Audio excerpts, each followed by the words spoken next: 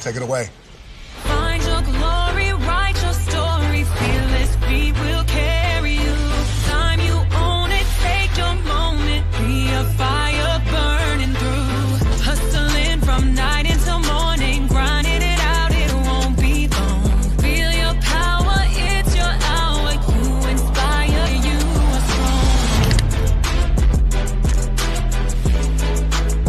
strong. Enjoy your Zoa. No applause? You're all fired.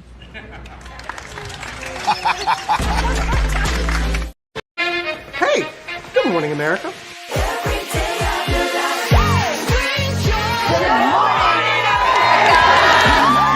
Good morning, America. Good morning, America. Good morning, America. Money.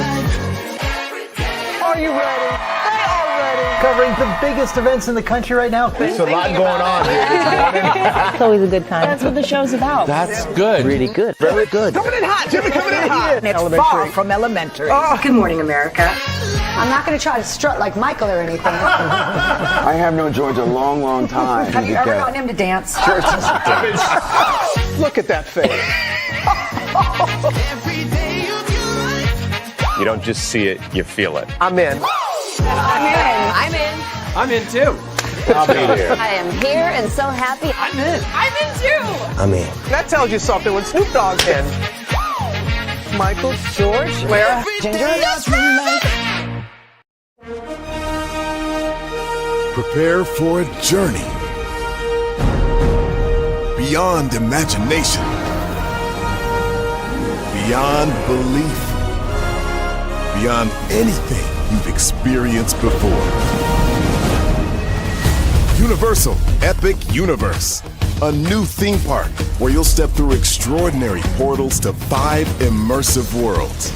Prepare for a cosmic voyage of discovery, an isle of fire-breathing excitement, a shadowy world of monsters and mystery, new wonders in the wizarding world, and a new way to play. Plus the splendor of a magnificent resort hotel overlooking the park. It's all new excitement at Universal Orlando Resort. A week's worth of vacation thrills with 4 amazing theme parks, a variety of spectacular themed hotels, and incredible dining and entertainment. It's all at Universal Orlando Resort, where you'll find new adventures every day. Explore the astonishing worlds of Universal Epic Universe at Universal Orlando Resort.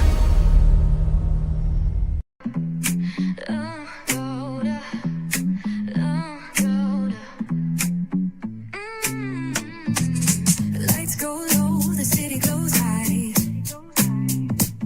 Stories untold under moonlit skies. Brave lonely, got the vibe, got the flow for the culture.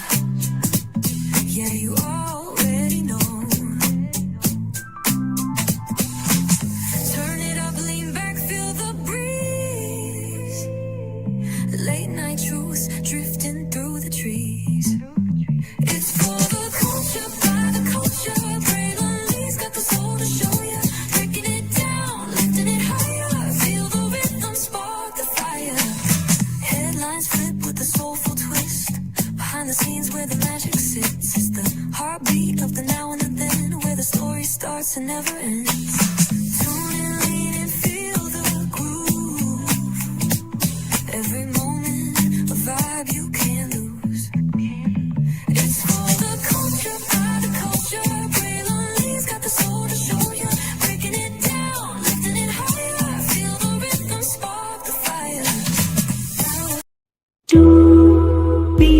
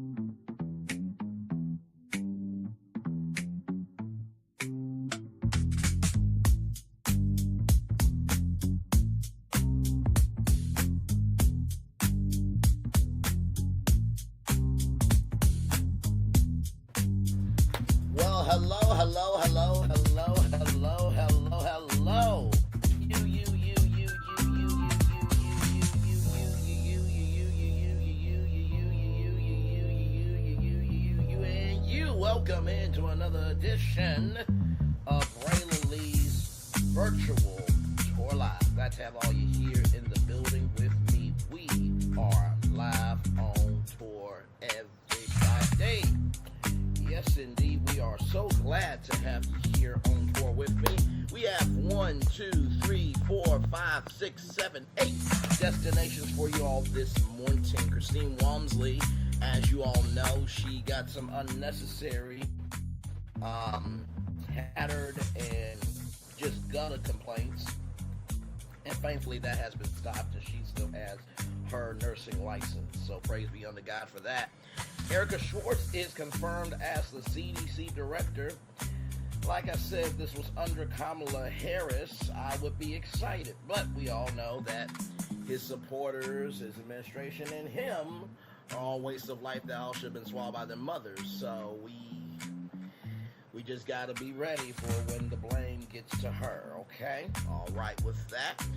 Wait till you see what has been done to Africa by the U.S. State Department. Yes, indeed. Dominique Dillon, you may have heard of this young sister. She fell asleep during a live morning broadcast, okay? Listen, I've told y'all that when you are in media, the hours you put in are unlike any other hours. I don't care whether you're doing a show at 11 a.m., a show from 4:30 to 7 a.m., 7 to 9 a.m., the evening news, it still is, it's a mental fortitude that's just different for the media industry. So we're going to get into that, good sister, and I got a feeling things are about to be good for her in Jesus' name. Yes, yes, yes. Amen, amen. Then we got Howard University to talk about. I saw this as I was getting ready to go on tour with you all and definitely wanted to share it because as we all know, only 200 students have been re-enrolled into Howard University. So we'll talk about that. Expungementai. This is a huge game changer that can help people potentially get their record expunged or at least credible enough that they can live their life again. So we'll get into that as well. A huge, huge new platform. You guys know about the Meta glasses. I'm looking for glasses now, but I'm not getting those. I think that while technology has expanded our world, it also has shrunk our way of connecting with each other as human beings, and you'll find out why when we get to Meta or Facebook. And then JTA Austin, as you guys know, he played Max on Wizards of Waverly Place, and he has something to say about the series Beyond Wizards of Waverly Place and how he was not part of it. So, we got a whole lot to talk about, a whole lot to get through, so let's get to it because higher is waiting, lower is available, but either way, we got to go on to it. Yes, indeed, we do. Let me take down this iconic intro, rather. You see that virtual tour background? Yes, you do. You hear that virtual tour music? Yes, you do. And one thing to know and two things for sure that over here on this channel, a lot happens early. Roll it. It's a new morning for America's family. Sun's coming up, so make it all that it can be. You know a lot happens early. I'm Harry Smith. I'm Julie Chen. I'm Maggie Rodriguez. Morning everywhere, come on. It's a new morning for America's family. Sun's coming up, so make it all that it can be. You know a lot happens early. I'm Harry Smith. I'm Julie Chen. I'm Maggie Rodriguez. Morning everywhere, come on, get up. I'm Russ Mitchell. And I'm Dave Price. And it's a little early for this. Now this it's a new morning for America's family. Sun's coming up, so make it all that it can be. You know a lot happens early. Every day's good when you're starting it up right. But I'm waiting for you to start the daylight. And a lot happens early. Can you feel it? And I say, Good morning, everybody. Are you girls ready for the Jonas Brothers? We have an early show exclusive. Yes. A lot happens early. Dirty. A lot. A lot. A lot happens Early. The Early Show, weekday mornings on CBS. It's a new morning. Yes, it is a new Morning Julie Chin Moonvest. Yes, it is. Yes, it is. Yes, it is. Yes, it is. And to Russ Mitchell, Dave Price, Harry Smith, and Maggie Rodriguez, you are absolutely right on this channel right here. A lot happens early. Good morning, everybody. Hopefully all is well with each and every single one of you. Let's get to the getting and doing what we do. We got 8 destinations for you all this morning. Yes, indeed. Yes, indeed. Yes, indeed. Let's get right to it. No time to waste, everybody. No time to waste. No time to waste here. Let me see.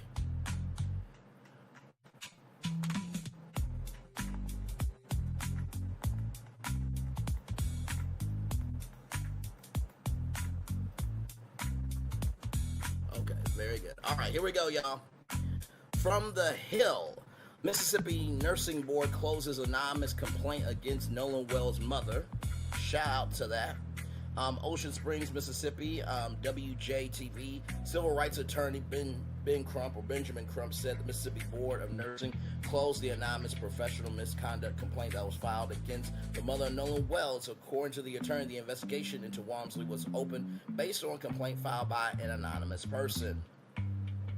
The complaint against Christine Wells Wonsley has been closed. It should never have been filed in the first place. It was frivolous, it was unfounded, it was never about patient care. Crump said it was an attempt to distract the grieving mother and intimidate her into silence, followed by someone who would not put their name on it. That effort failed. The attorney added Christine is not going to spend her energy on whoever did this. She is focused on getting her questions answered, the same questions she has had since the day she lost her son. Those questions did not go away when this complaint was filed. They do not go away now that it has been closed. What Christine still does not have is the truth about her son. We intend to get it. Wells disappeared from Mississippi's Horn Island on July 4th, but his body was found 2 days later. Wells had traveled to the island with friends, but stayed behind when the group left. Christine Wells Wonsley was robbed of her son 1 month ago, almost to the day. She has spent every moment since asking one question: what happened to Nolan? Now someone is going after her nursing license anonymously without the courage to put a name on it. Crump continued, this is a warning shot at a grieving mother meant to pressure and scare her into staying quiet. It is a distraction, it is intimidation, and we will not let it stand. He continued, Christine had part of his identity stolen from her the day Nolan died. Now someone's trying to take another piece of it. This cruelty knows no bounds. According to a preliminary independent autopsy, the manner and cause of death for Wells are undetermined pending investigation. The state autopsy of Wells has been completed, but according to reports, the results are not yet public. The results are expected to be sealed until the autopsy is presented to a grand jury, which will determine whether a crime occurred. Still unknown circumstances surrounding the death have touched off rampant online speculation and prompted calls from black leaders for transparency from local authorities. Wells, who was black, had traveled to the island with a group of high school friends, all of whom are white. Shout out to Big Boz TV, who also showed that Nolan Wells also hangs out with black people, or hanged out with black people as well, rather. Jackson County Sheriff John Ledbetter said initial interview suggested Wells chose to stay on the island, that his friends believe that he would get a ride with someone else. He has said the friends were cooperating in the investigation, which remains ongoing. Investigators have continued to seek information on what happened in the hours leading up to Wells' disappearance and death, including examining audio footage from the day and working to determine who was last seen with Wells. The Associated Press contributed to this report. Well, first of all, thank the Lord Jesus Christ Almighty that Christine Wonsley, right, that complaint is done and over with. I personally am really sick and tired of people saying who is going to get sued and who ain't going to get sued, whose channel's going to be taken down, this, that, and the third, and saying that most people are broke, but yet Kun Icket TV has 10 channels on YouTube, but yet he wants to talk about other people. You got so upset with somebody saying you defended the boys, but yet you got upset with race-baiting Tatum, who withheld video of other people, right, that could be a witness. And then you flipped and you said, well, everybody on Horn Island could be a witness. Well, motherfucker, everybody who's a witness could also be a suspect, including them. That's not saying that they did, but they were there. That's a fact. My God. I'm so sorry. Your mother who should have swallowed you whole. I am so sorry. And to your daddy's sperm, God forbid. I wish he could have birthed something better. But here we are, ladies and gentlemen. Here we are. All right. Let's roll right on along because we do have more Braylon Lee's virtual tour live coming up right from this space right here, right now. From Black Enterprise Magazine, blackenterprise.com. Yes, indeed. Here. Yes, indeed. This is a very big deal right here. Dr. Erica Schwartz becomes the first black woman confirmed as CDC director. First of all, that is huge news, everybody. Let's get to it. The Senate confirmed Dr. Erica Schwartz to lead the Centers for Disease Control, putting a seasoned public health veteran in charge of the agency. The Centers for Disease Control and Prevention has a new boss. The U.S. Senate voted 51-44 to confirm Dr. Erica Schwartz as the CDC's next director. That's the CDC's next director, making her the first black woman to hold this position. The confirmation ends nearly a year of revolving door leadership at the nation's top public health agency. It also gives the 47th administration a rare policy win while placing one of its most experienced public health veterans in charge of an agency facing no shortage of smoke, reports Reuters. Schwartz, a physician, attorney, retired rear admiral, and former deputy surgeon general, has a proven track record of navigating high-pressure situations. Her resume includes serving as the U.S. Coast Guard's chief medical officer, overseeing health operations across the military branch before moving into executive healthcare leadership, reports the Associated Press News. Still, she's inheriting a whole lot more than a new office. The CDC has spent the last year battling leadership turnover, declining employee morale, staffing reductions, and mounting public scrutiny while responding to research of measles, international Ebola outbreaks, and significant foodborne illness concerns. I wonder if something happened on November 4th. Oh, there was an election. That's right. Yeah, there was an election.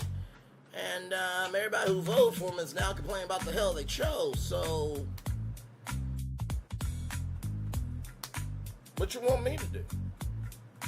I didn't choose that. Hell, y'all did. Some of y'all, at least. You know what I mean? During her confirmation hearing, Schwartz pledged to restore public confidence through what she called radical transparency and unwavering scientific integrity. She also voiced support for Health Secretary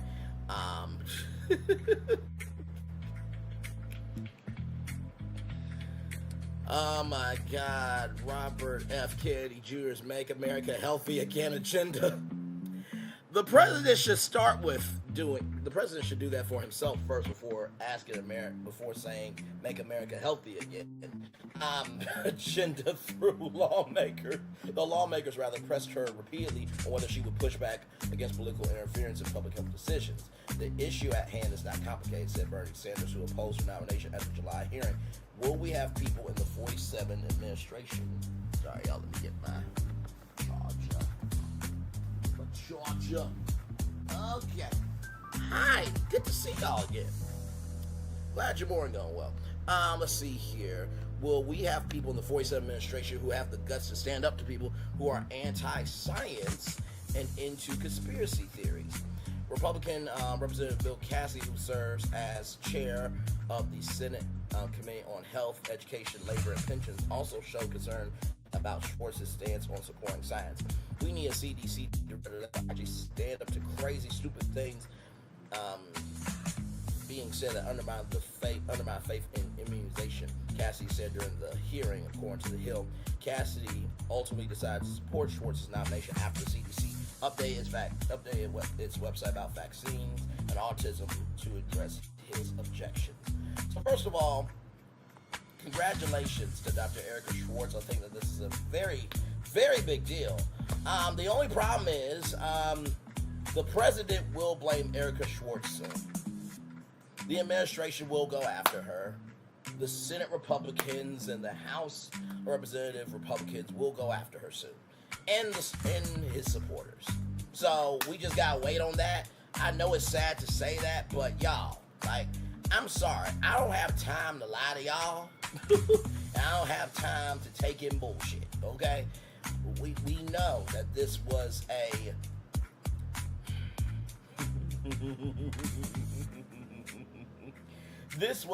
look guys, look, I know I'm destroying DEI, but I did get a black woman. Aren't you proud of me? Listen, I'm with the blacks. Look at my African American over there. My CDC director. Look at my African American over there. That's all this is. Just to distract y'all, okay? And the 47 supporters be like, well, you see there? He ain't a damn racist. He got a black woman as a CDC director. Now, you need to stop that shit, you damn Negro Braylon Lee. Well, first of all, y'all only accepted this because he chose it. That's it. Like, come, are we really being this damn stupid? My God, let's roll on. Let's roll on. Speaking of dumbasses, let's talk about the U.S. State Department. From Black Enterprise magazine, blackenterprise.com, once again. Oh, my Lord Jesus. You cannot make this up, bro. United States State Department, under fire for mislabeling every African country on a map. Okay? All right?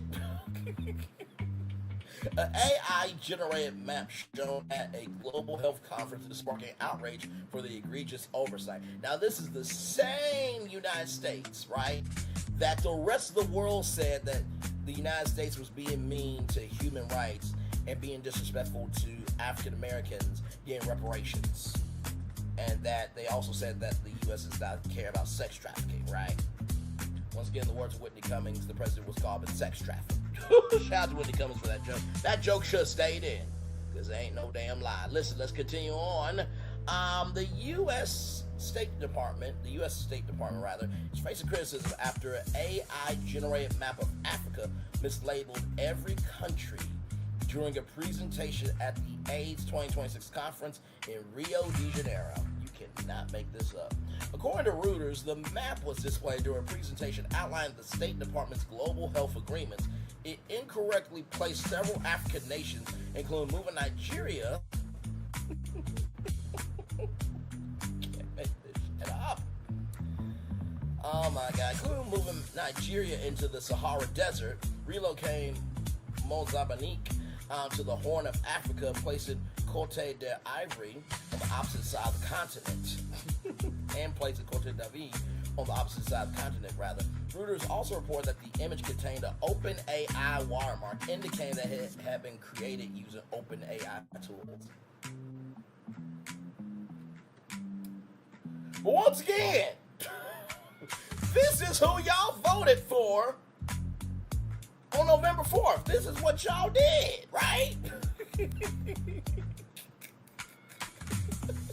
Now, if we see that Switzerland has their map correct, then we really are going to know that this is a racist, biggest, sexist, ableist, everyist administration is poor of the same elk and the president and his family. Well, not all of his family. Mary 47's been stumping the yard. So I'm not going to say all his family. But y'all know the people we're talking about. Okay, all right, moving on. This was an unfortunate error caused by a team member who hastily altered the slide deck immediately before the presentation. Did y'all not go over this on the plane? Like, when y'all were at the White House, which I know y'all don't do shit at the White House, no how, but you would think somebody being intelligent would say, hey, do we have all of our presentations together? This, that, and the third. Just, okay, all right, just... My Lord Jesus, a State Department spokesperson said in a statement shared with People Magazine, People.com, we take full responsibility for the confusion and misrepresentation that caused for attendees, including our African partners. They said African partners. Oh my God, they recognize black people. Wow.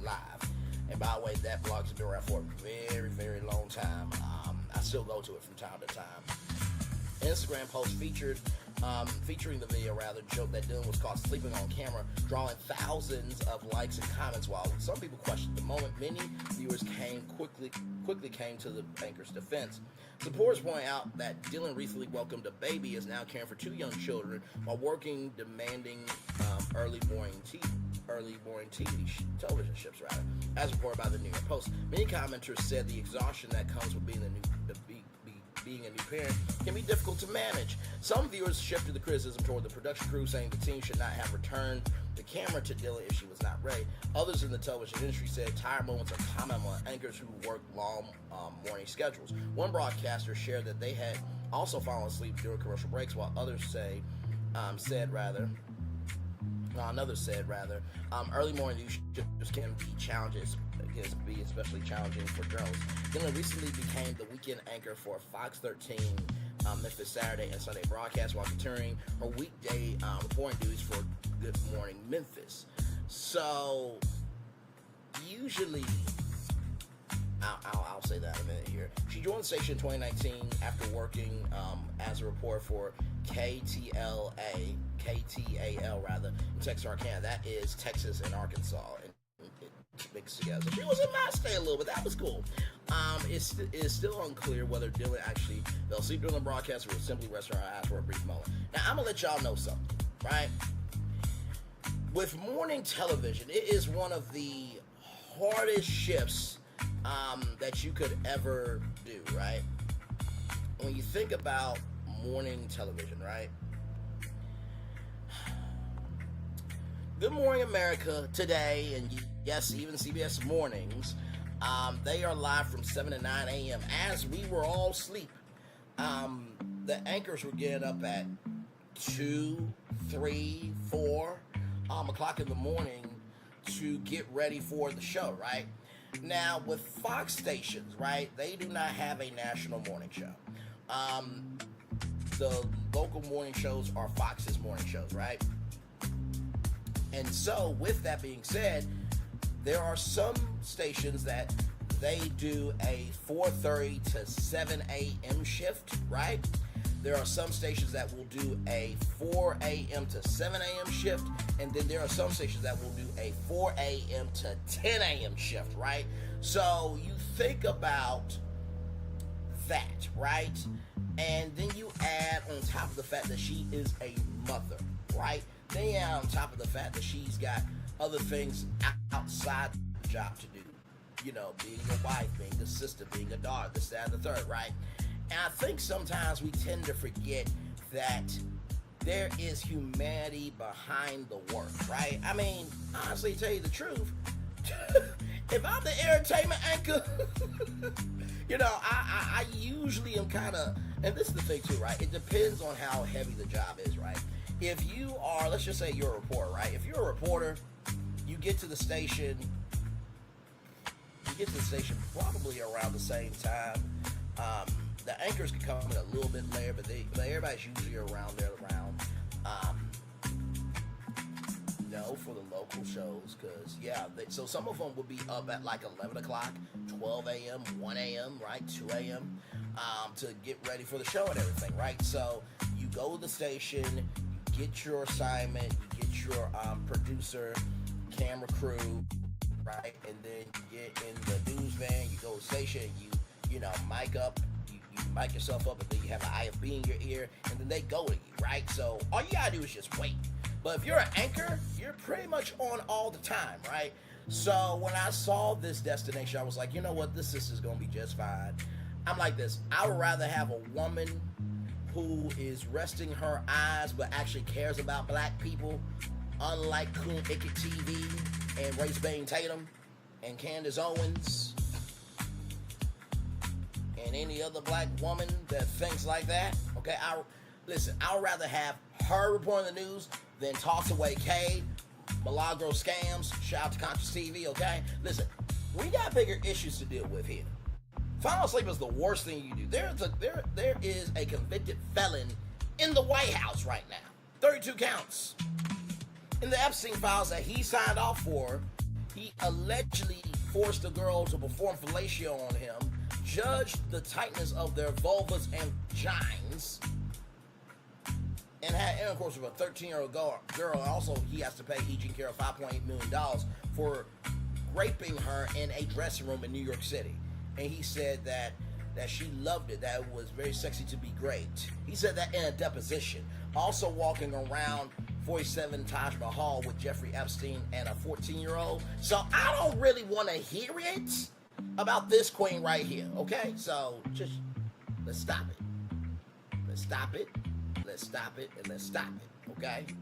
Now, let's continue on because there is a Today Show interview that wants to watch this. She gave an exclusive only to Today, so you're not going to see this anywhere else, everybody, all right?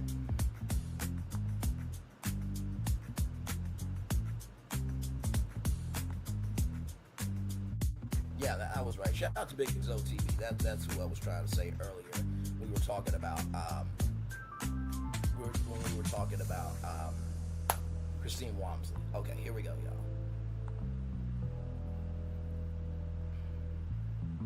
7:39 with a moment that is going viral, and it's one that a lot of parents and early morning TV hosts can relate to. Oh, yes. All right, so take a look at this. Morning news anchor in Memphis briefly dozes off during a live broadcast. A viewer capturing that video and then, of course, posting it online as well. Well, Dominique Dillon is very much awake for us here in studio when we're going to talk to... Can we talk about the face card? And the smile? Yes! Yes, yes, yes, yes. Oh, my God. Just... To Brother Dillon, well done, motherfucker. Well done, well done, well done. I celebrate that black couple. Well motherfucking done. Studio Monday, we're going to talk to her in just a moment, but first, here's her story. As someone who delivers the news every day, And now we're continuing coverage. Dominique Dillon never expected to have her own headline-making moment. But that's just what happened when the Good Morning Memphis anchor and reporter was caught on camera dozing off during a report. Video of the moment quickly going viral. Sleeping Beauty over here. Her co-anchor having some fun. Kind of makes you want to take a nap. Wait a minute, you know what I would do as a co-anchor? Let me tell you, that sunshine snap is making me want to take a nap. Oh wait, there's nap in the word snaps. Oh my God. By the way, everybody, listen, I got this blanket of enjoy your nap, and I got this for you. Oh my God, I would have had fun with it. But you know what? That brother did very, very cutesy, very mindfully, very demure. With it napping, there's something in my eye, obviously. People online quickly jumping to Dominique's defense, posting, "Excellence can be exhausting." A local news meteorologist adding, "I've been there and I get it." And I love it when our own people with sense, understanding, and a give a fuck energy can be about it. Other viewers noting Dominique is a mom of... Look at the babies! Oh my goodness! Oh, they're so cute. Okay, let's continue on before I start crying. Two young girls who only returned from maternity leave in April, writing, "She has a little one at the house, so her nights are different right now." Another commenting, "All mamas can relate." The California native got her start in news in 2017, working in Texas and Louisiana before moving to Memphis 2 years later. Now, she's taking her sleepy moment in stride, sharing this photo with her co-anchor and smiling on the anchor desk the next morning with this quote, "Every morning you have two choices. Continue to sleep with your dreams or wake up and chase them." Well, she's here and she's chasing those dreams. She's wide awake. You had a good night's sleep. We're so happy to have you. I think this story just really hit home with so many parents, so many people. You've seen all the support, but we need the backstory, Dominique. We need to understand what happened, because you're used to waking up at 1:30. So what happened? Okay, so the night before, my husband, he worked a double at BNSF Railway. I have a 2-year-old. I have an 8-month-old. And I was trying to get them down to sleep at 8 o'clock, but my 8-month-old, she wasn't having it. She's fighting, she's teething? Yeah, she was teething. She was teething, and I just couldn't console her. I gave her some teething medicine, and nothing was working. Yeah. Next thing you know, it's 10:30, 11 o'clock before I can actually get her down to sleep. Then all I have is a couple of hours of rest before I have to be up in the morning and be at work. At what point in that video did you realize, I'm asleep on live TV? When my meteorologist Brenda Bowes whispered my name from across the room. Yeah. I mean, but where's the control room in this moment? They're there, but they didn't think I was sleeping. They thought I was simply looking down at my tablet. Yeah, because who falls asleep in 1 minute sitting up in front of cameras? How long did you think you were asleep before she whispered your name, just out of curiosity? As soon as she saw me pop up, like you guys did, she was like, and then I opened my eyes and it was cutting to the next shot, and I was like, oh my goodness, I can't believe this just happened to me. I am Did mortified. like your soul leave your body? It left. I was pinching myself under the desk like, this has to be a nightmare. Yes. Like one of those work nightmares. Yes. Because it's not my life right now. But then you saw the reaction, and it's overwhelmingly supportive, positive. I mean, for people who work in news, not in news, everybody had your back in this. And we, as we were discussing off camera, the internet is not always a nice place. It's not always a nice place. And what I love so much about this situation is that it shows the good side of humanity. Yeah. And that people understand like what I'm going through as a mother. There's so many other mothers out there who, and parents in general, who work hard, they show up to work, they give 100%, and then they go home. And that's like a whole nother full-time job as well. And they're giving 100% to their families. What's your message to folks who might be watching or listening, who've become familiar with your story? I just want parents to know that you're doing a great job. Yes. And keep it up. And to the mothers out there, those long nights, they're worth it. Continue to show up to work, give your best, and then also come home and give your best to your children as well, because all they want is for their parents to show up and be there for them. Yes. Favorite story of the day. Thank you so much. Thanks for being here. Dominique, thank you. Your kids are going to look back on this and laugh and be happy with the sacrifices that you have made. At least that's what we tell ourselves, right? All right. By the way, she's going to come back in the third hour. Shout out to Derek over there in the corner, too. Your husband Derek made the trip. You had a nice night in the city, got a full night's sleep. So, but, biggest supporter. Yeah. Take a nap on the plane ride home. Oh, I took a nap coming. Miss Roker's been known to take a nap at work from time to time. Oh, absolutely. Yeah, although usually I'm the one putting people to sleep. Hey, thanks for watching. And don't forget, you can catch the Today Show every morning on NBC or take Today when you're on the go. Just follow the Today podcast on Apple Podcasts, Spotify, or wherever you listen. You know, honestly, tell you the truth, let me tell you something. Sometimes you have to be seen so you can be embraced. Sometimes you have to be seen so you can be embraced. Sometimes you have to be seen so you can be embraced. And let me tell you something. She on national TV with this. She is, in the words of Robin Roberts, make your mess your message. Honestly, tell you the truth.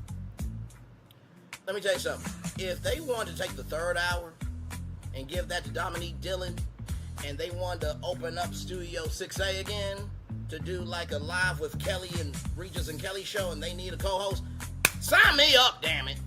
I love her personality. I love the strength that she has. And also, too, she just seems like an around-the-way woman. You know what I mean? Like, she can go from the biggest fires to making sure to let people know that whatever they're going through that feels like a fire, it matters to them. She just, like I said, I already said Ryan Clark should go to the Today Show. Now, let me tell you something. If Good Morning America was still in Times Square, you put Braylon Lee and Dominique Dillon on GMA 5 days a week. Oh, it's the #1 morning show, motherfuckers. And CBS, don't you even think about reaching out to her. Because David Ellison and Larry Ellison and Barry White, who are connected to the president, are fucking racist. And we all ought to be surprised, and we all ought to be surprised still, that Nate Burleson and Gayle King still have jobs there. I'ma stand on that shit. But now, apparently, David Ellison's like, I'm not a Republican nor a Democrat, motherfucker. You at the UFC fight. You have the correspondence still. I can't hear nobody. I can't hear nobody. I can't hear nobody. And you also utilize the Department of the Department of jackhammering to get through this merger. But now you gotta wait until March. March, April, May, June, right? And it's gotta be done by June 1st. Otherwise, there's a $7 million ticket fee, a $7.7 million ticking fee every day that the merger does go through, and a $7 billion breakup fee. Yeah, and I would start looking for other work if I'm y'all. I'm just saying, cause I don't think CBS News is gonna be around for too much longer. Because as that black correspondent said, either we're gonna change the world or burn it down. Okay, all right. Hey, one person, welcome in. Glad to have you here. We are live on tour. Let's keep going here about Sister Dominique Dillon here. Shout out to Yahoo! Dominique Dillon didn't just fall asleep on live TV. She exposed a crisis befalling black mothers. Dominique Dillon, newscaster at Fox 13 Memphis, who fell asleep on air, is bringing light to the sleep deprivation crisis that black moms face. When Dominique Dillon began her workday recently as a newscaster for Fox 13 in Memphis at 2:30 a.m., she was already running on very little sleep. The wife and young mom of 2 daughters, including an 8-month-old, had been up all night attempting to get the infant to go down. So by the time she was on the air at 8:30, she started to nod off. I opened my eyes, and it was cutting to the next shot. And I was like, oh my goodness, I can't believe this just happened to me. Dillon said during an appearance on Today, I was pinching myself under the desk like this. This has to be a nightmare, like one of those work nightmares. Unfortunately, it was not a stress dream. It was, in fact, happening after a colleague in the studio whispered her name, Dom, get up, damn it, you're live. Of course, I'm doing this for dramatic effect, ladies and gentlemen. You saw the thumbnail, you know my voice, and damn it, you know why you're here. Her eyes fluttered open, and she pressed on, throwing the broadcast over to the weather report. The moment has taken on a life of its own, going viral and garnering overwhelming support for the newscaster, as it is deserved, who is balancing motherhood and her career while horrifying but beyond belief. Now the viral clip sheds light on not just Dillon, but on the fact that black women and black mothers are seriously sleep deprived. At a time when many new parents, but in particular black parents, are being deprived of sleep, Dillon, with her face delicately resting between her hands as she slipped on the air, feels like a sign of the times we're in. Taking the growing discourse around the dying village, strapped resources made worse by the economy, widespread layoffs, and scant maternity leave policies, and a racist president that everybody else voted for, along with a racist administration and supporters that don't ever call out the wrong that they do because they support the wrong. All of this is compounding into a particularly precarious situation for black women in the United States.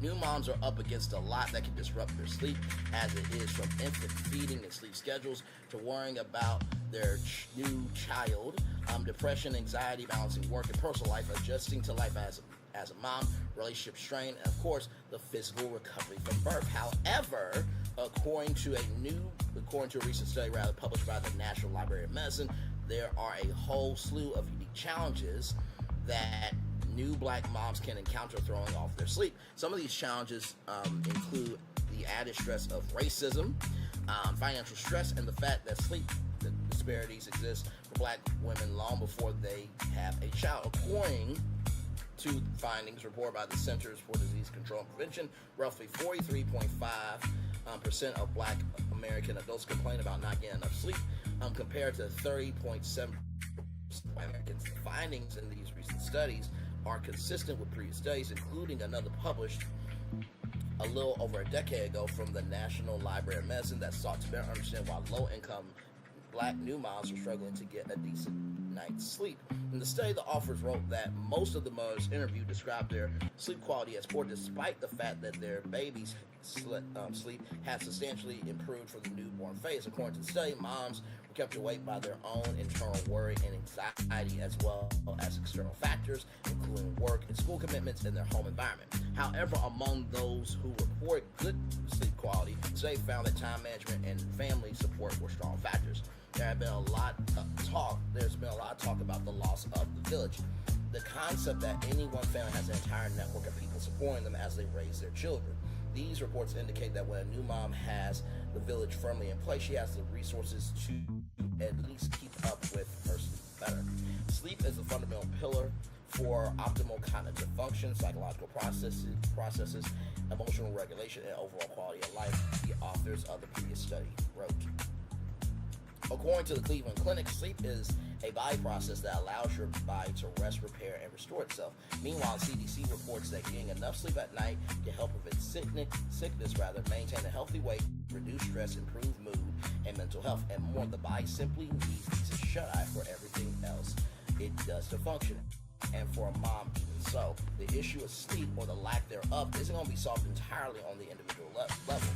Rather, sure, moms can cultivate a village to lend a hand, they can have extra time management, but they can't solve the world, and nor should they have to. Presently, the United States remains the only high-income country without federally mandated paternity leave. Many parenting advocates have stressed why this country needs greater paid paternity leave policies, access to affordable quality childcare, and new moms need way more support on the systematic level, from mental health services to baby supplies, than they are given. While discussing the viral moment further on today, Dillon said the outpouring of support, including from her employer, has shown her just how many others understand what she's going through. I just want to say to parents, I just want parents to know, rather, that you're doing a great job and keep it up, she said. To the mothers out there, those long nights, they're worth it. So, just wanted to showcase that. And finally, we have one more article here for you all from People Magazine, people.com. Viewer caught TV anchor and new mom falling asleep during live broadcast. See her response. Look at her. She's so beautiful. Look at her. Look at her. Look at her. She's so beautiful. Look at her. Oh, man. You know, one day I'll have my own Dominique Dillon. I think Dominique Lee sounds like a good name, you know, but we can't all get what we want in life. But shout out to Derek, though. We love Derek and protect Derek at all costs as well, and those beautiful girls as well. All right, let me zoom out this gorgeous black woman's face here. Yes, indeed. Dominique Dillon, a Fox 13 Memphis anchor, got caught on video falling asleep during a live broadcast. Footage of the anchor resting her head in her hands while on air on Wednesday, July 29th. Dillon, a mom of two who recently returned from maternity leave, later joked about the incident on social media. A Tennessee news anchor drew attention online after a viewer caught her falling asleep mid-broadcast on Wednesday, July 29th. An Instagram user shared a video of their television displaying Dominique Dillon, an anchor and reporter for Fox 13 Memphis, asleep during a live news broadcast. In the video, the anchor can be seen with her head down, resting in her hands and her eyes completely closed. As field reporter for the Memphis news station awaited a response from her, the person behind the camera can be heard laughing as the sounds on screen was stopped by a transition away from the two journalists. Y'all, Dominique got caught sleeping on camera. Fox 13, Good Morning Memphis. I'm hollering, the user wrote in the caption of the Wednesday post and added several laughing emojis. The user also added the hashtag napping on the job. Let's see, and said, Ernie said it must be nap time. The latter, oh yes, Ernie said it must be nap time. The latter appeared to be a reference from Dillon's colleague at Fox 13 Memphis, Ernie Freeman, who appeared to make a reference to her on-air nap on Facebook after the broadcast. Couldn't even give me a nudge. Brittany DeBoe's Fox 13 had my back, though. Freeman shared a selfie, he snapped with Dillon, in which she jokingly put her hands together and rested her head on them, eyes closed as she was napping. Now that the big show is over, it's time for Dominique Dillon to catch another nap alongside the selfie, and jokingly added the hashtag stay woke. Very good. He also quipped in a separate comment, in Dominique Dillon's defense, there was no snoring, so there's that. Dillon later reposting his ribbing on Facebook. Couldn't even give me a nudge, but said that another colleague, Brittany DeBose, had my back though. The Good Morning Memphis anchor also shared a Good Night Memphis post, and the next morning, once again, she poked fun at the fact that she that she was caught napping on air. Alongside a photo of herself in her typical anchor seat, she quoted Arnold Schwarzenegger, right? Every morning you have two choices: continue to sleep with your dreams or wake up and chase them. Wise words from my former governor, she wrote of the quote. Good morning. Many others jumped to the defense of the Memphis anchor who first joined the station as a reporter in October 2019, according to the Fox 13 website. After the video of her on-air nap started gaining traction on social media. Like I said, nothing like a fine black woman. Yes, indeed. Amen. Praise him. Hallelujah. Several fellow anchors shared that they relate to her exhaustion, while others point out that Dillon may be dealing with long nights as she recently welcomed the baby, has another little one at home. She announced her return after a 4-month maternity leave on Facebook on April 1st. As news anchor, I fell asleep before commercial breaks too. WJCL 22 News anchor Corey Howard commented, but I don't think it ever made the air. 11 Alive Savannah Levins, meanwhile, wrote, I reserve judgment until I know how many days and double shifts in a row she worked. At least, she's reserving judgment. But also, too, to Savannah Levins, like, she's an anchor, so she's worked many days, so. But I'm going to give grace. She didn't jump on her, so I'm going to leave you alone. Ain't nobody going to say a word or shh. Another user commented on the video, she's resting her eyes and her boss better not say a dead gum word to her. She's a new mama and Memphis is okay with closing her eyes. We good. She has 2 small children. Another person echo showed her some grace. People has reached out to Dillon for comments. So I think that this is just a huge blessing for her as she's about to go to a lot of places. And GMA, I would get her. Because CBS Mornings ain't gonna know what to do with somebody that brilliant, and the Today Show they need somebody with some soul. So she could potentially join the Today Show. I think that this will definitely place her to be at least a correspondent at ABC, NBC. No, I'm not counting CBS. We're not gonna place her in that hellhole. Okay, all right, moving on.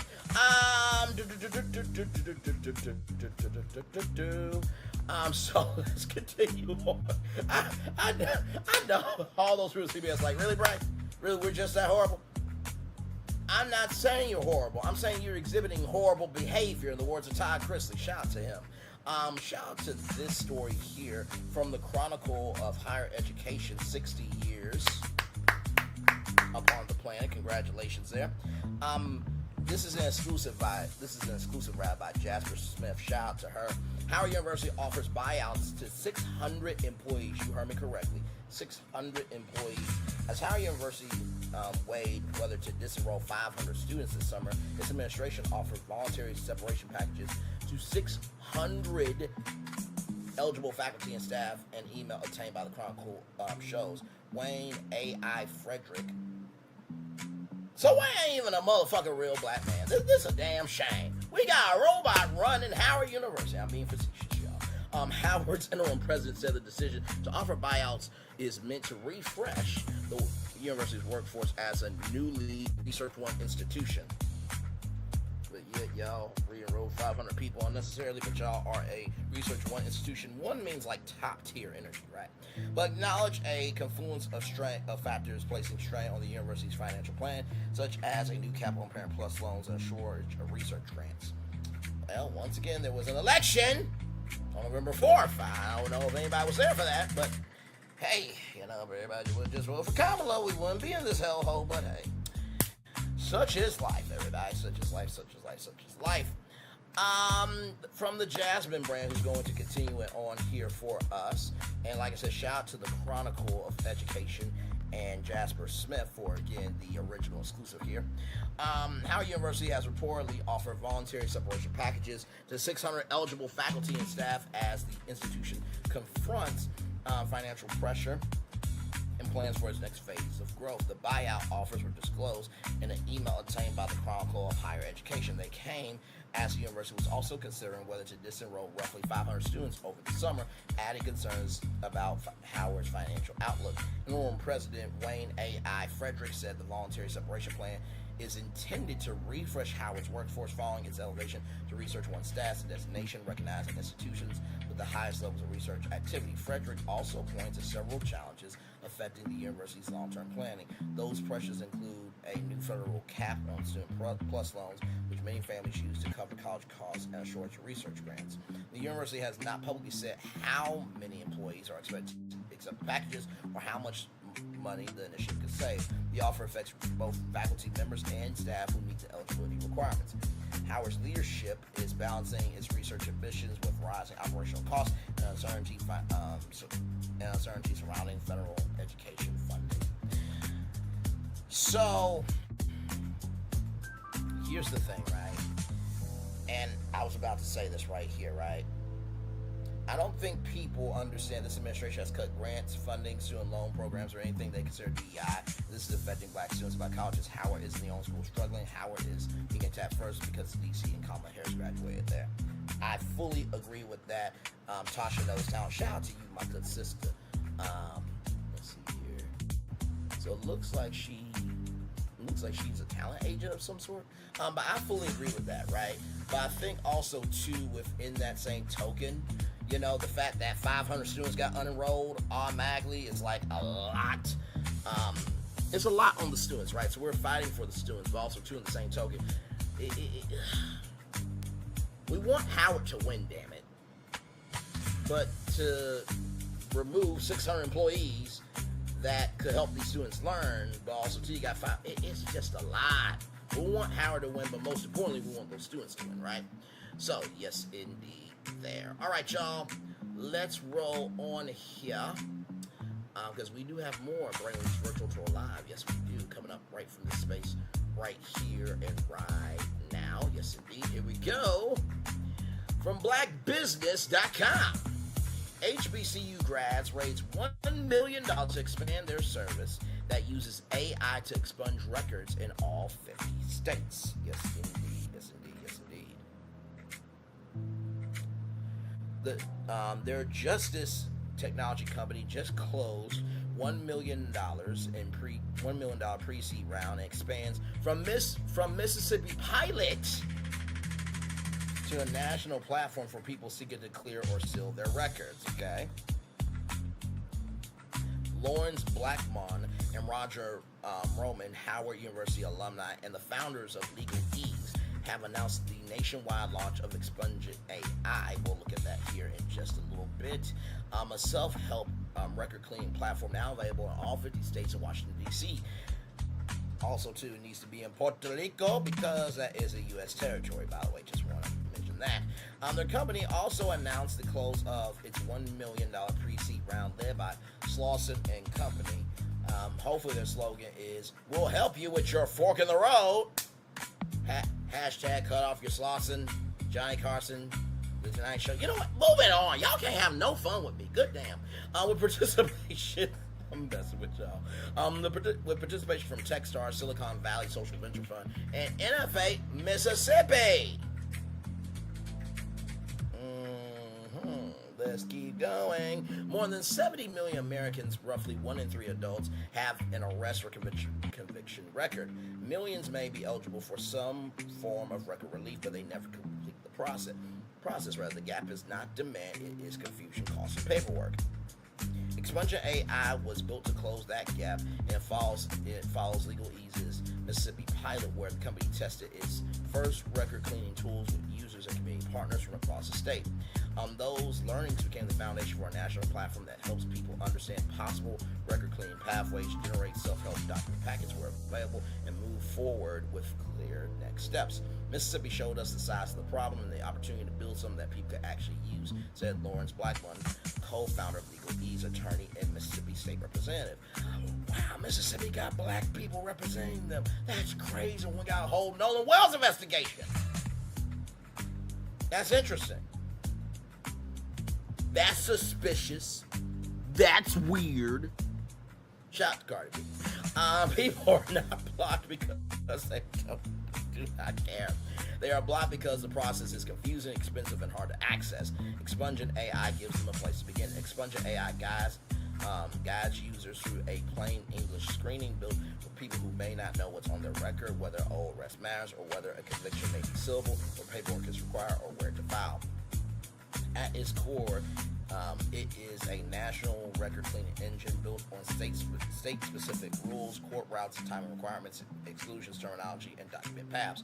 The platform does not treat every state the same. It evaluates each user's answers against jurisdiction-specific pathways and only offers a paid self-help packet when the system identifies its support or crowd.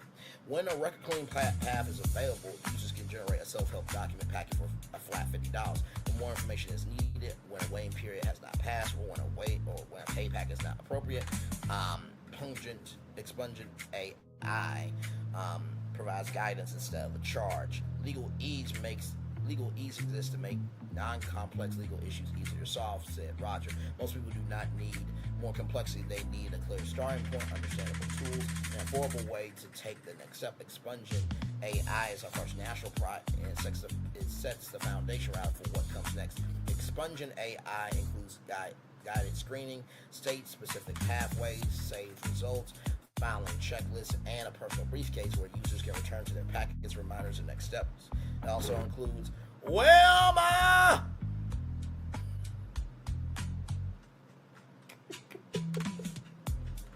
Oh, come on! Come on, y'all know I'm good for media references. Let's continue on. Legal Ease is AI-powered guide designed to help users understand the process while staying within clear safety boundaries. Legal Ease is also expanding RCAP, its record cleaning access program, which gives nonprofits, re-entry organizations, workforce programs, legal aid partners, community groups, and local governments a co-branded way to offer guided record cleaning screening, sponsor access, and program level reporting to the communities they serve. Community organizations already have the trust, Lauren said. RCAP gives them the infrastructure to turn that trust into access, scalable, and measurable impact.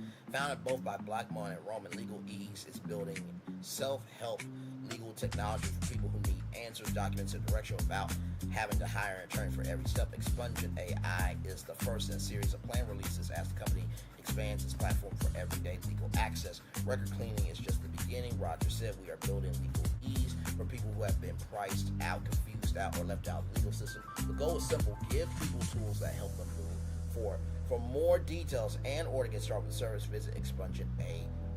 About Legal Ease is a justice technology company building self-help tools that help people solve non-complex legal issues confidently and affordably. Its flagship product, Expungementai, helps users understand possible record cleaning pathways, generate self-help packets where available, and follow guided next steps. Legal Ease also operates RCAP, the Record Cleaning Access Program, a partner-facing platform that helps organizations expand access to record cleaning support. Legal Ease is not a law firm and does not provide legal advice.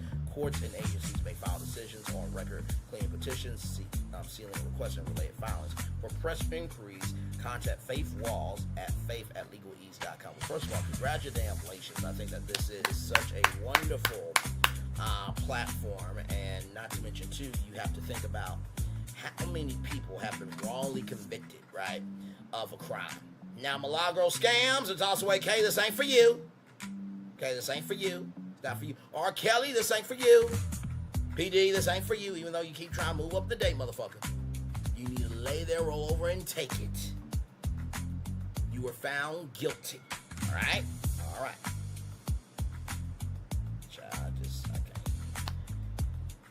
DL Whisperer, this ain't for you. Always a Loser, this ain't for you. Cool Icket TV, this ain't for you. Race Bang Tame, this ain't for you. Candace Owens, this ain't for you.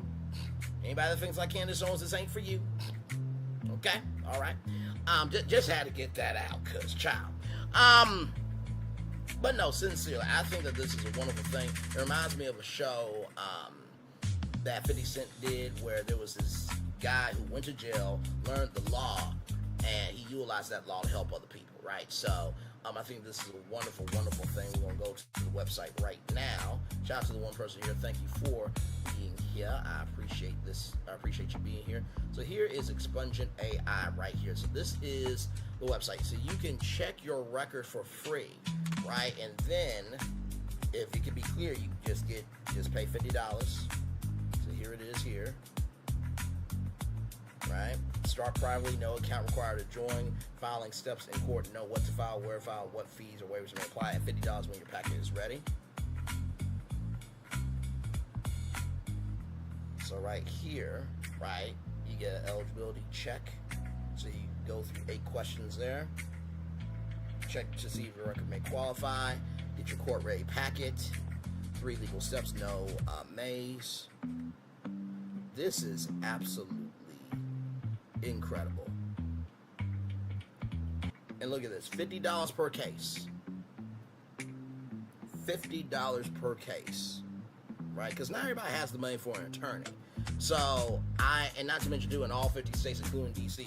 So these two brothers right here, right? These two brothers right here are doing way more than Coon Ticket TV and his Waste of Life supporters. Okay, these 2 black men said, hey, that some people are wrong, that we want to right the wrongs, while Coon Ticket TV is supporting white boys who may have deleted a black person. Okay, all right.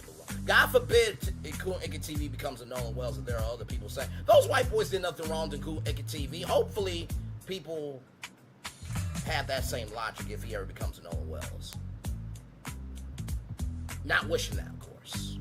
Nor on his kids, his wife, if he has kids, or if he has a wife. Like I said, I pray for the kids and the wife, because to be with that piece of shit bastard every day, my God. But moving on. Like I said, I'm going to drop the link in the chat below, so that way you guys can get that intel there. I'm sure that there are people that you know that can, like that wasn't going to happen, right? The users secretly videotape and share what happens when they try to pick up women. Now a growing number of people are worried they could be covertly recorded at the gym or even during sex. Okay. Now, I'm only laughing at this because I'm just like, Kanye West did the On Up Awards, and so knowing how much of a freak he is, yeah, let me get 20 of those Meta glasses, huh? But for real though, seriously, I think that these glasses, while they have good intentions, in the wrong hands, they could lead to bad things, right? But that's with anything. But also, too, there are people who, record at the gym, and they are just disgusting individuals, and that's being kind.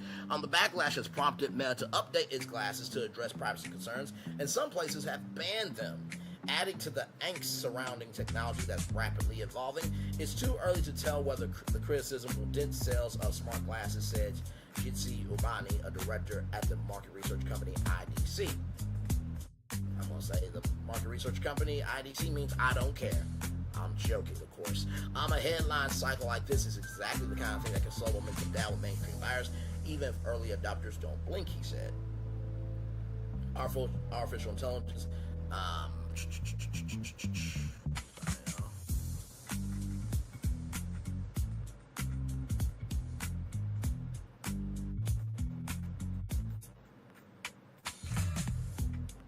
Go back up. See? Okay, hang on. Give me a moment, y'all. Give me a moment. I swear to God, bro. Okay, there we go. I'm so sorry, y'all.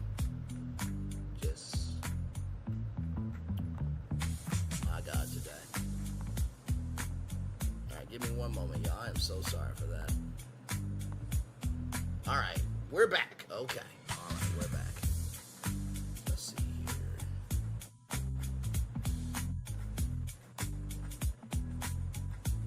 Okay, right here. A headline cycle like this is exactly the kind of thing that could slow momentum down with mainstream buyers, rather, even if early adopters don't blink, he said. Artificial intelligence seems to be popping up everywhere, fueling the advancement of hardware beyond the smartphone, while also debate about its use. We are at a very sensitive time for the tech industry in terms of trying to really preserve that positive consumer sentiment that's taking a bit of a hit due to AI. And it's absolutely applicable to smart glasses, said Jason Bourne, a technology analyst at eMarketer. Okay, not related to Jason Bourne in no shape, form, or fashion. Gabby Luisa was standing outside a dance club in Arizona earlier this summer when a man wearing glasses threw out a pickup line. "Did I just run into my future wife?" he asked. She politely let him know that she wasn't interested and moved on with her evening. She was shocked to find out later that the interaction was recorded and posted on YouTube without her knowledge or permission, rather, using smart glasses, which she said looked like Meta glasses. "It's really weird to monetize off people, and they're not even aware that they're being recorded," she said in an interview. Meta sells smart glasses online at major retailers like LensCrafters and Best Buy. Prices, with comedian Jimmy Kimmel calling the Meta devices pervert glasses on national television, and Single Lord telling concert goers that smart glasses are not sexy. A spokesperson for Meta said people using its AI glasses because they are generally helpful for tasks such as assistant music, live translation, or hands-free calls. Meta last month updated smart glasses so cameras get disabled if they've been tampered with. Meta plans to strengthen these protections as the glasses become more capable. The people who use them and those around them need to trust them. That's why we built in privacy into our AI glasses from the ground up. Statement. Now, of course, Mark Zuckerberg is upset that, "Oh my God, I'm so fucking wealthy, I have white privilege and da-da-da-da, but my glasses are getting called pervert glasses." Instagram, which is owned by Meta, by the way, if you don't know what Meta is Facebook. Okay, they switched from Facebook to Meta. Meta doesn't really have that much social capital like Facebook. Okay, so listen. Instagram, which is owned by Facebook, okay, has been disabling accounts and taking down some of these pick-up or prank videos for violating the platform's rules against harassment and bullying. Tech giants such as Apple, Google, Samsung, and Snap working on or planning to release high-tech eyewear. Analysts say consumer adoption could grow, but they too will have to navigate privacy concerns surrounding smart glasses. In April, the American Civil Liberties Union and more than 70 organizations sent a letter to Meta, Facebook, urging the company to commit to not releasing any facial recognition features in smart glasses and elsewhere, knowing it poses a serious threat to privacy and civil liberties. The spokesperson said no final decision has been made, that Meta will approach the rollout of any new feature thoughtfully and transparently. Smart glasses have faced public backlash before, rather. More than a decade ago, early adopters of Google Glass encountered criticism if they used the $1,500 pair of smart glasses in socially unacceptable ways, such as secretly recording people or staring off into space while they browse websites. They're nicknamed glass holes. Y'all, I just report on what's going on, okay? Snapchat, rather, which unveiled more powerful $2,195 more dollars augmented reality glasses this year. Sold glasses that record video in bright yellow vending machines in 2016, but the product flopped and they were called spectacles. The revolt brewing against smart glasses have made some users more wary about where they're wearing the gadget and potential awkward encounters. Ben Crook, a New York creator who posts about watches on TikTok, uses his Meta smart glasses to listen to music on runs and take hands-free calls. Family and friends, though, have asked if his spyglasses are recording. "I don't wear them to social events because I really don't want to get into that conversation." He said, "I'm not using it to record anybody." During a high-profile social media addiction trial in February at the Los Angeles County Superior Court, Judge Caroline B. Kuno warned people in the courtroom to take off any smart glasses, raising concerns that the jury could be identified. Use of recording devices, including phones, isn't generally allowed in courtrooms. Last year, the University of San Francisco issued a safety advisory about a man wearing Meta Ray-Ban sunglasses who was approaching women with unwanted comments and inappropriate dating questions. That man I have been trying to post pickup videos on social media platforms, the note said. Businesses are making their own calls about smart glasses. The Point 5 Cafe in Seattle, which has banned Google Glass in the past, has banned Meta glasses from its diner and dive bar. Leave your Meta spy band.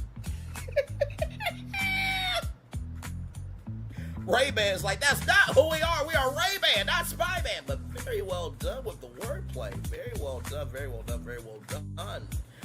The Point 5 Cafe, yes indeed. Display at home. They're officially Ray-Ban. Oh my God. I love the internet. From all of our restaurants, we serve privacy, not side-eye surveillance. The 2025 Instagram post from the business states the restaurant does also not allow people to talk on their phones inside. I think that's good, but also too, like, sometimes, you know, what if it's a parent that, you know, has a kid? You know what I mean? Like, they gotta be able to contact the kids stuff, but that is their restaurant. But I also understand what they mean of just enjoy the environment, right? Meanwhile, people are finding new ways to figure out whether others nearby are wearing smart glasses. Yeeves Jean Rund created an app to alert people smart glasses could be nearby after learning about people being recorded without their knowledge. Released in February, the app has roughly 110,000 downloads on Android, mostly users in the United States and Canada, he said. Users who have downloaded his app include a strip club owner, a Buddhist monk, and parents. So a strip club owner, a monk, and parents walk into a bar and say, "Hey, are you recording?" "Yeah, I'm recording. I'm recording to reach people with the word of religion. I'm recording to make sure my kids are okay. Hey, I'm just here to record some good jiggling." I'm sorry. That's what they said in the Oracle. What you want me to do? Listen, it's a social problem that we encounter. Jean Rude said that we don't value privacy and that we feel entitled to use others for our entertainment or our private gain, and technology amplifies that. Jean Renal, who lives in Germany, has used his app Nearby Glasses, and received an alert about smart glasses on a train, though he couldn't figure out who was wearing them. So that is that there. Shout out to Keenan Wong for this story. You know, I am not surprised by this. I knew that this was going to really be something big. And like I said, here's the thing. Technology is not bad, right? We just talked about Dominique Dillon 2 destinations ago and the positivity of social media, right? But there's a camera on my laptop. There's a camera on my phone. When you walk down the street, there are cameras watching the crosswalk, right? There's cameras, you know, when you go into your workplace. So Big Brother's always watching. So to have your eyes not be your eyes, it just feels creepy, odd, and just to me. You know what I mean? In the words of Jimmy Fallon, like L. You know what I mean? But that's just my take on that. In addition to that, everybody, Samsung is coming out with some smart glasses with Warby Parker, so shout out to them. Here we go. Samsung's smart glasses have this important privacy feature. Shout out to GSM Arena, a great platform if you want to know anything about the world of GSM. Now, GSM is different than CDMA. CDMA is Verizon, AT&T, but GSM is like T-Mobile and other virtual mobile operators. Mobile virtual network operators? That's what it is. Mobile virtual network operators. Yep, MVO, mobile. Is a wireless service that leases network capacity from major carriers, reselling mobile plans under their own brand. They offer lower costs and often no contracts, but during peak times, their data speeds might be slower than those of the main carriers. Thank you very much. So a mobile virtual network operator. So that's what GSM Arena is all about. And this came out July 28, 2026, but it's very important. During its Unpacked event earlier this month, Samsung unveiled its new AI smart glasses powered by Android XR. We're already gone eyes on with them. Don't miss our detailed article. Now it's being revealed that the glasses will come with an important privacy feature whenever they do finally go on sale. And of course, it's related to the camera. When the camera is active and capturing photos or videos, or when you're in a video call like Google Meet, the LED indicator on the glasses will turn on, right? So here are the glasses here. Now they are teaming up with Warby Parker. If you don't know who Warby Parker is, they are one of many glasses providers where you can get glasses, a pair of glasses for $95. Yes, the glasses game is huge nowadays for sure. And also too, I think it's Monstat. It's like a, oh my god, I cannot. It starts with an M. It's like a yellow logo and stuff like that, but they have some very cool glasses as well. This indicator is visible both to the wearer and to anyone else around them, so people will know that the glasses are recorded. If you try to block the LED indicator with a sticker or something like that, the glasses will detect the obstruction and disable the camera entirely. This is similar to what Meta did recently did for its own smart glasses. Of course, whether this is enough to make people feel comfortable about others wearing smart glasses around them isn't very clear, but what Samsung is doing will at least prevent people from being told creeps. Unfortunately, it's still unclear when the glasses will become available for purchase. We'll let you know more. We'll let you know when we find out more. Shout out to GSM Arena for letting us know about that. All right, our final story, our final destination for all of you. From People Magazine, People.com, JT Austin says he was beyond disappointed not to return for Wizards Beyond Waverly Place. The actor said he told producers he was 100% in when asked about returning in 2020, but ultimately wasn't part of the sequel series. I mean, come on, like Max was the guy that was the most random dude, but he had his moments. You know, I mean, every sitcom needs that wedge to like just wait a minute, can we be bigger than this, and then goof it up. You know what I mean? That is a gift. JT Austin says he was disappointed not to be included in Wizards Beyond Waverly Place, despite previously saying he was 100% in to return. The actor said he was asked in 2020 about reprising his role as Max Russo, but the series ultimately went in a different direction. Austin's comments come after fellow original castmate David Luiz also criticized the series for not featuring more of the original Wizards of Waverly Place stars. JT Austin is sharing his disappointment over not returning for Wizards Beyond Waverly Place. The actor who played Max Russo on the original Wizards of Waverly Place said he was 100% in when he was asked in 2020 if he wanted to reprise his role, but was ultimately not included in the sequel series. To all the Wizard fans, I just want to say for the record how disappointed I am to not be included in the spinoff Austin 31 wrote in his Instagram stories. To all the Wizards fans, I just wanted to say for the record how disappointed I am to not have been included in the spinoff. I was asked back in 2020 if I was interested in reprising my role, and I said that I was 100% in. Unfortunately, the powers that be, unfortunately, the powers that decided to take the show in a different direction, and my character wasn't even part of the equation. Even though I wasn't involved, I still have nothing but love for my former castmates and wish them continued success. Thank you to all the fans who watched over the years. The show wouldn't be what it is without your endless support. I think that was very nice, you know what I mean? And of course, you know, just because he didn't mention the new cast doesn't mean that he has any hate for the cast. Like, from what I remember of David Henry, Selena Gomez, and JT Austin, they seem like regular kids, man. And they have done a wonderful job of being adults. That I was asked back in 2020 if I was interested in reprising my role and said that I was 100% in. He continued. Unfortunately, the powers that be decided to take the show in a different direction. And my character wasn't even part of the equation. Austin wrote, even though I wasn't involved, I still have nothing but love for my former castmates and wish them continued success. Thank you to all the fans who watched over the years. The show wouldn't be what it is without your support. Austin portrayed the youngest of the Russo siblings alongside David Henry's Justin Russo and Selena Gomez as Alex Russo in the original Disney Channel series. There he is. I can't believe he's 31 years old. My God, I'm getting old.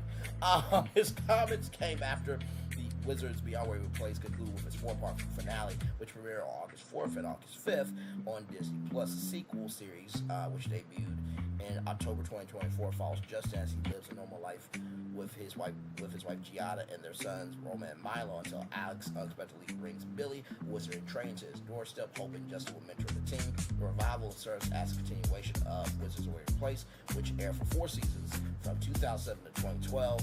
The original series also spawned Wizards of Waverly Place, the movie, and The Wizards Return, Alex vs. Alex in 2013. Selena Gomez, 34, was among the original Wizards of Waverly Place stars who returned for the sequel series, reprising her role as Alex in the 4-part finale. She also stepped behind the counter to direct the first episode of the show's final chapter. Austin was the only original cast member to publicly express disappointment about the sequel series. David Luiz, who Jerry, I-O-E-U. I hope I get to do that with him one day. That would be so cool.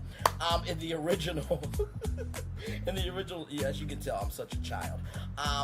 In the original series, and a nerd, and really just a person who just loves, just in the words of that Dragon Ball Z meme, that good shit. And appeared in 2 episodes of the revival, criticized the finale for not featuring more original cast members. In response to Entertainment Tonight, Instagram post about the show's third and final season, DeLuise wrote, "It would not be over if the OG Wizards were really there. Missed opportunity. People has reached out to JTA Austin for comment, but did not immediately hear back." And you know what? I'll say this, right? In watching Wizards Beyond Where We Place, I actually enjoyed the show. I really did.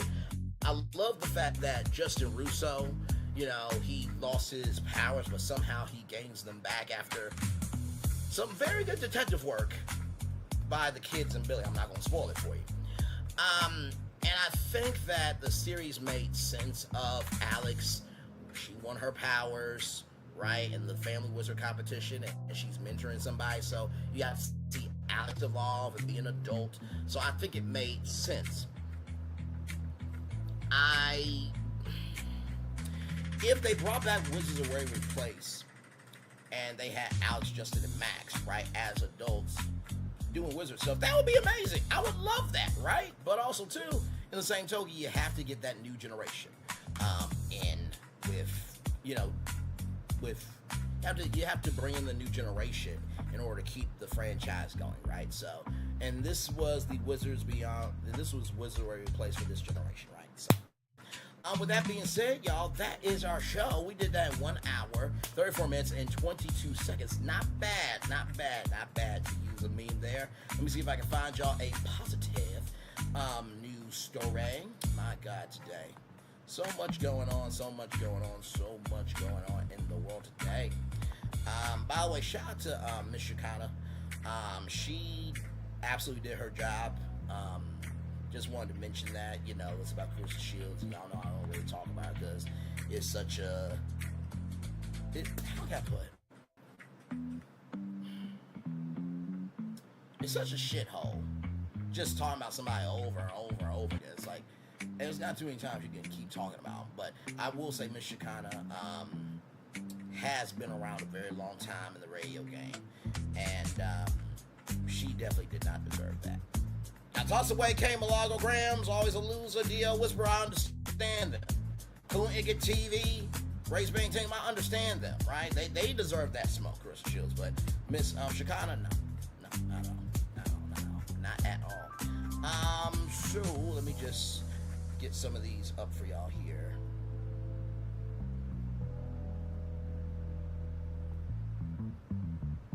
Just a couple of positive news stories here. This one is sad. Wanted to bring this to you all because we always honor our legends of media on this channel here. So celebrity journalist Flo Anthony passed away at 74 years old after breaking barriers for black entertainment reporters. Anthony passed away on August 6th, according to Jack Parrish, biographer for her husband, former heavyweight champion Michael Spinks. The couple had been together since 1987. The Howard University graduate began writing for the Philadelphia Sun before becoming the first African-American reporter in the New York Post Page 6 department. She later became the first African-American celebrity columnist for the National Examiner. Her syndicated column, Go With The Flow column, appeared in the New York Amsterdam News for more than 2 decades and was published by several other outlets. Anthony later worked with New York Daily News, led Black Noir and Black Elegance magazines.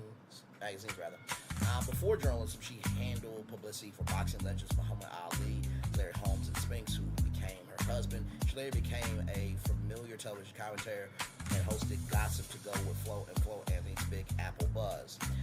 Anthony published 4 novels, including Keeping Secrets, Telling Lies, and Last Call for a Deadly Evil. We send our condolences to her family and friends. Absolutely. Rest in peace to Miss Flo Anthony, for sure. We always need to appreciate our legends. Amen, somebody? Amen. And also, too, y'all, I think we kind of knew that this was going to happen, but they have recently talked about that the filming for Michael 2 is expected to start late 2026 this year or early 2027. Now, you got to remember, for the first film, they had so much from the first production that they could just do touch-ups. So, yeah, so that is definitely on the way there for Michael. So can't wait to see part 2. Absolutely. Also, as well, don't know if you guys know about this, but Bev Smith talked about, Bevy Smith, shout out to her. She said she was going to be a part of one of them. I think it was the Netflix doc.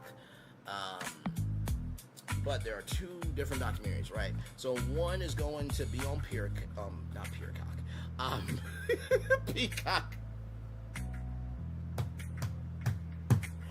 Peacock, okay? One source claimed Peacock's project is being spearheaded by Suzanne Bass, Wendy's longtime executive producer on the Wendy Williams Show. The insider alleged Bass initially planned to involve Wendy in the documentary, but claimed the television personality is too ill to participate.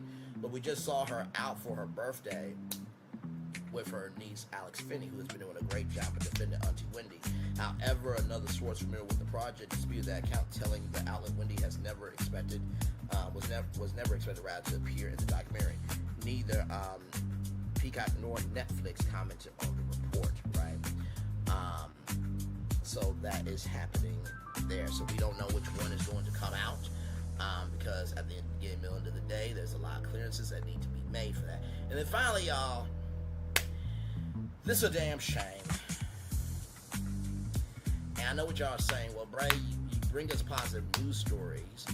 Well, the spectrum positivity can range, right? Sometimes it's a positive story because it's genuinely positive, and then other times it's a positive story of, damn, at least it ain't us. But sometimes positive news story is to celebrate somebody's life, or at least here's something that you should positively know about, right? So it is a spectrum.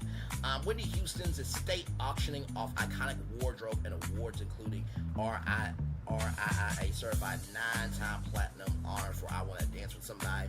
The Whitney E. Houston Legacy Foundation is putting up a piece of the singer's history up for bid on August 11th, which is the day after my birthday. The foundation is teaming up with Julian's Auction to sell collection of items pulled straight out of Houston's personal archives. So every dollar raised go back to the foundation.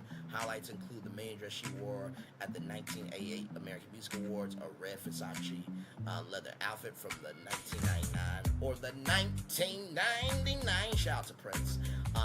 VH1 Divas concert, torn war pieces from Burberry and Dolce & Gabbana. A MCM luggage set, a Bobby Mackey jacket, a Richard Everett portrait that once hung in her office, and her 9-time platinum award for I Want to Dance with Somebody. Julian Auction's co-founder, Barn Nolan, called it a powerful celebration of Whitney's extraordinary life, artistry, and lasting impact, and that each of them tells a story. The foundation's president, Pat Houston, the foundation's president and executive of Houston State, which, by the way, is not liked by everybody. That's a fact. Don't get mad at me. Know that this marks the second year working with Julian, saying their global reach has been fantastic. That this year's lineup includes some great, super one-of-a-kind memorabilia. Select pieces will be previewed on August 8th at the Foundation's Legacy of Love Gala the day before, which would have been Whitney Houston's 63rd birthday. So her birthday's on August 9th. My birthday's on August 10th. And this is all I said. A Whitney Houston museum should be a thing. End of story. That's it. Like, why are we selling this stuff? Why? So, anyway, I'm gonna turn on my camera now because we done the whole show for an hour. Yes, we have. What a show! We're gonna take a little bit of a commercial breaky break, and we'll be back more right after these words, everybody. And roll it.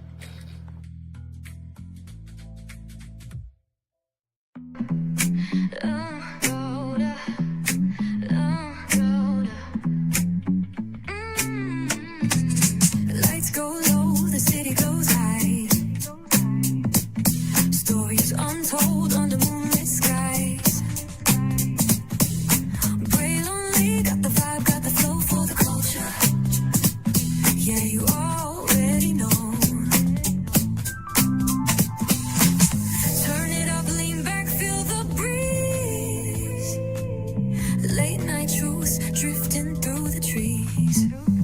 It's for the culture, by the culture. Pray lonely's got the soul to show ya. Breaking it down, lifting it higher. Feel the rhythm, spark the fire. Headlines flip with a soulful twist. Behind the scenes where the magic sits. It's the heartbeat of the now and the then, where the story starts and never ends. Tune in, lean and feel the groove. Every moment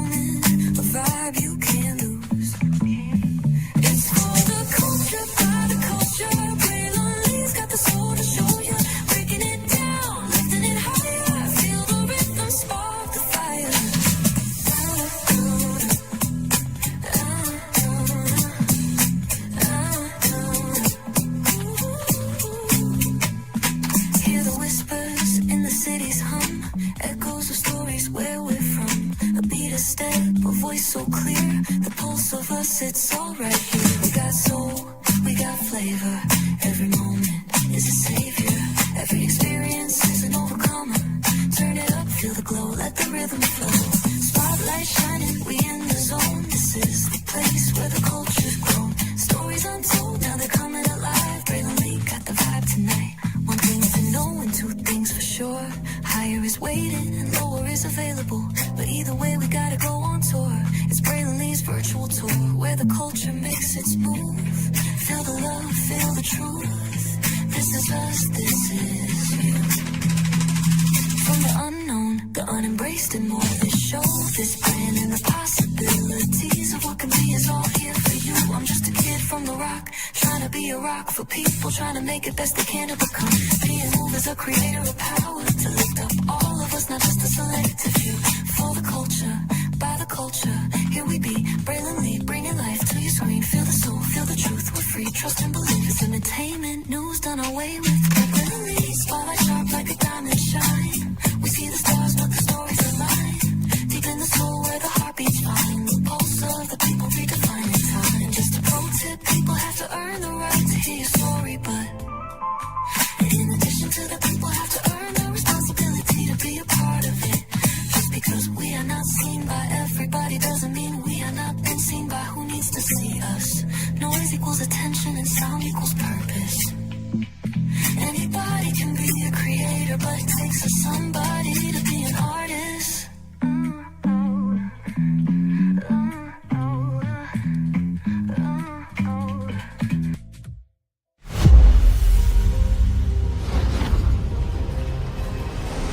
Beyond this gate, find gardens green and epic worlds to fill your dreams.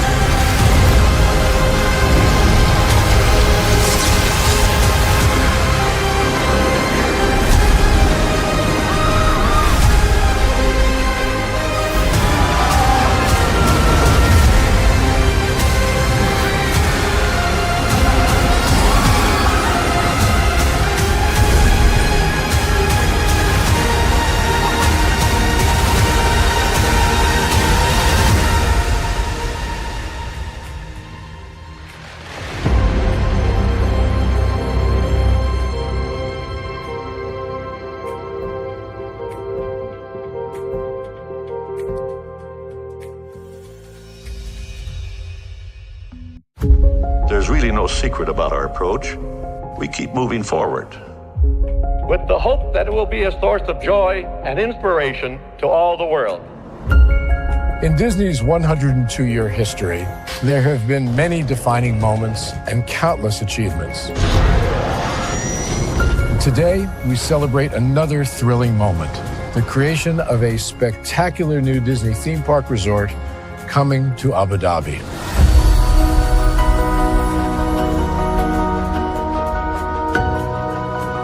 Abu Dhabi is a place where heritage meets innovation, a place where we preserve our past while designing the future. Bringing a Disney theme park resort to Yas Island, Abu Dhabi marks a historic milestone in our journey as a global family destination. The 7th Disney theme park resort destination represents a new frontier in theme park ambitions. Our resort in Abu Dhabi will be the most advanced and interactive destination in our entire portfolio. The location of our park is incredibly unique. It's anchored by a beautiful waterfront, which will allow us to tell our stories in completely new ways. Ultimately, this project will be a celebration of what's possible when creativity and progress come together. What we are creating with Disney in Abu Dhabi is a whole new world of imagination, an experience that will inspire generations across the region and the world. This collaboration represents a powerful fusion of Disney's unmatched legacy in storytelling and mirrors commitment to bringing world-class entertainment to our guests. Abu Dhabi's vision for the future is to create a legacy for generations to come. Disneyland Abu Dhabi will be authentically Disney and distinctly Emirati. An oasis of extraordinary Disney entertainment at this crossroads of the world. It will bring to life our timeless characters and stories in many new ways, becoming a source of joy and inspiration for the people of this vast region to enjoy for generations to come.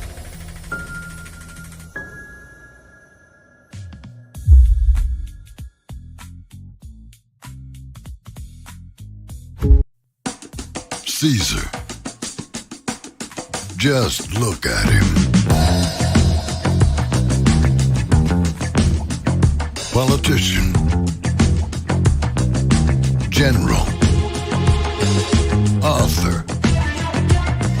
Ruler. Man.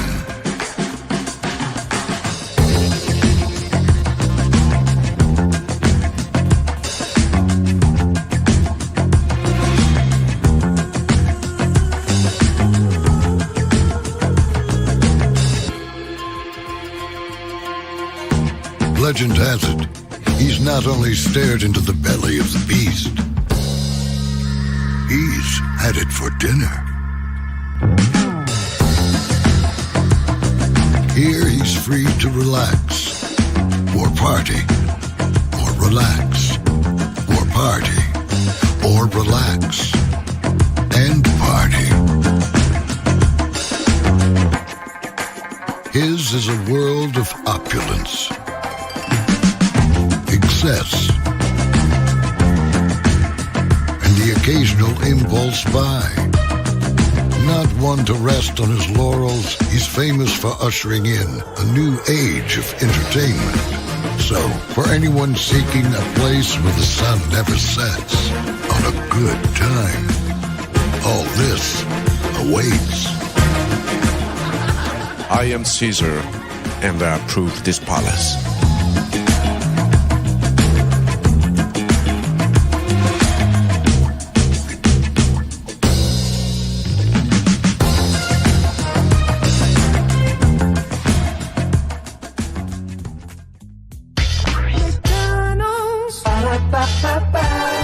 I'm loving it. McDonald's. Ba-da-ba-ba-ba. I'm loving it. McDonald's. Ba-da-ba-ba-ba. I'm loving it. I love you so much, I had to tell you thrice. Welcome back in to Brainley's Virtual Tour Live. That is it for me. Thank you all for being here. What a jam-packed show. And like I said, the Whitney Houston Museum should be a thing. End of story. Why are we selling this? Okay. like I said, a great show this morning.